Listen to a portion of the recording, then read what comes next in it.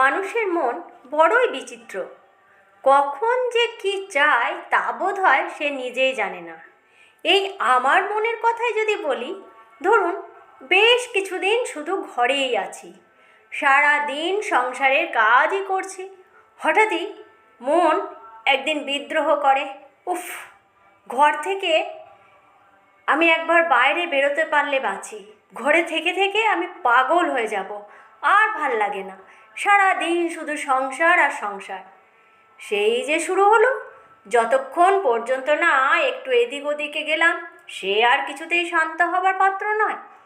মনকে এত বোঝায়, তোর উপরে আমার নিয়ন্ত্রণ থাকা উচিত, কি করব না করব সেটা আমার মাথা ঠিক করবে, তুই না। কিন্তু না, সেসব কথা সে শুনলে তো। আবার ধরুন একঘেয়েমি কাটাতে কটা দিন বাইরে গেলাম, ঠিক আছে, দুটো দিন দারুণ ভালো লাগে, মনে ফুর্তির ফোয়ারা ছোটে, বেশ সেজে গুজে এদিক ওদিক ঘোরা, ইচ্ছে মতন খাওয়া দাওয়া, দেদার ছবি তোলা, সবই ঠিক আছে। হঠাৎই দুটো দিন পর থেকে মনটা এমন ঘর ঘর করে যে মনে হয় তক্ষুনি ঘরে চলে আসি। ভূতের রাজার সেই হাততালির বরটার কথা তখন খুব মনে হয়। যদি আমিও এমন বর পেতাম তাহলে তো কোনো সমস্যাই থাকতো না।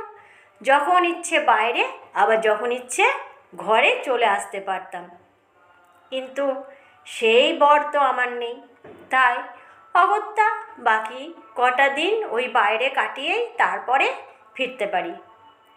এরপর বাড়ি ফিরে কটা দিন এত ভালো লাগে যে কি বলবো।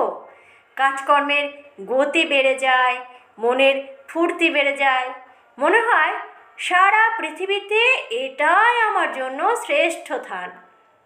এর চেয়ে ভালো জায়গা আর কিছু হতেই পারে না। যাই বলুন আর তাই বলুন, নিজের ঘরের মতো শান্তি পৃথিবীর আর কোথাও নেই। আমার এমনতর আচরণে বাড়ির লোকেরা একটু অবাকই হয়, কারণ তারা জানে আবারও কিছুদিন পরেই ধুর, ঘরে ঢুকে থেকে থেকে পাগল হয়ে গেলাম, আমি একটু কোথাও বেরোতে পারি না, আমার একটু কোথাও বেরোবার জন্যে এই উক্তি শুনতে হবে। আপনারাই বলুন তো, এতে আমার কী দোষ? মন এরকম করলে আমি বা আর কি করতে পারি? লেখাটি আমার কেমন লাগলো অবশ্যই কমেন্ট করে জানাবেন।